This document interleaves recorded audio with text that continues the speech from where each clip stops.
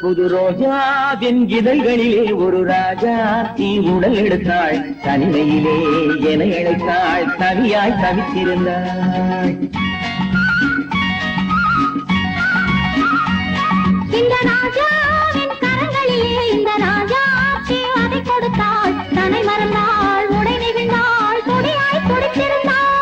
புது ரோஜாவின் இதழ்களிலே ஒரு ராஜா தீ உடல் எடுத்தாள் தனிமையிலே என இழைத்தாள் தனியாய் தவித்திருந்தாள்.